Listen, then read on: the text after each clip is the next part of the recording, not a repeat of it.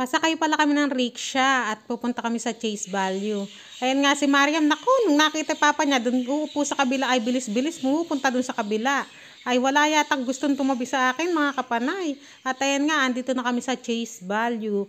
Titingin kami ng damit ng mga bata para may maisuot sila. Teka nga, ang ingay ng mga ibon. Yung nagbo-voice over ka pero mas malakas pa yung bunganga ng mga ibon sa akin. Ayun nga, tumitingin kami ng damit ng mga bata. Pero ang ibibili ko lang talaga mga damit ay si Usman. At saka ako, bibili din ako ng isang pares na damit ko. Kasi nga si Mariam, may damit naman siya na binigay ng pinsan ko. Kaya hindi ko na siya ibibili. Ayun nga, si Mariam, ayan, yan lang ang binili ng asawa ko kay Mariam. Magkamukha sila ni Usman.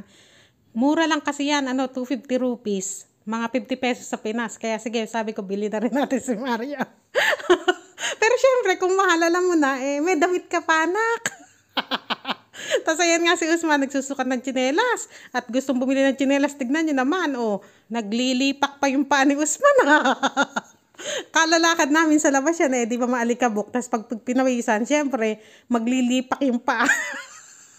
Hayaan nyo na, kunwari hindi nyo na lang nakita, Sikreto na lang natin. Tapos, syempre, ayan, hindi ako papahuli, ayan, nagsusukat-sukat din ako ng mga palda, ganyan ang hilig ko mga palda. Hindi ko naman kasi akalain na kami ay pupunta pala dito sa Value, ewan ko, Chicaros, ewan ko ano nang pangalan nitong shop na pinuntahan namin, tignan nyo mga itsura ko. Kung alam ko lang, dahil sana nagbis-bis man lang ako. Akala ko kasi ang pupuntahan lang namin, ang titingnan namin ay yung lilipatan namin ng bahay. Nung pala pupunta rin kami rito.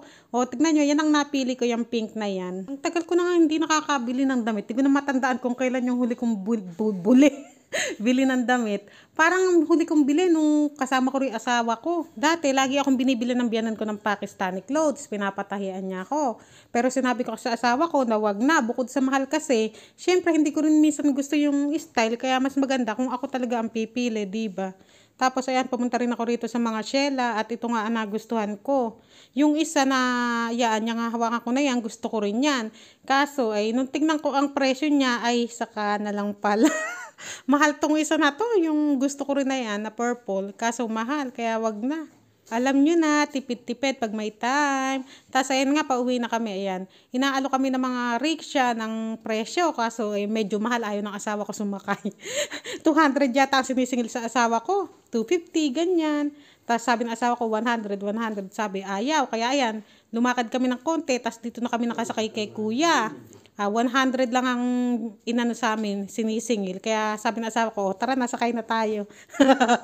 Alam niyo naman, asawa ko, mautak din yan Hindi nila mautak kay asawa ko. At utod ng utak to. Basta kasi pag nakita nila ng pagmumukha ko, ayun, medyo minamahala nila yung singil. Tapos, nung papauwi na kami, dumaan din kami dito. Ito yata yung parang city talaga, yung ng Multan. Ayan, ang dami dito mga tindahan ng damit, sapatos, bags. Basta lahat na.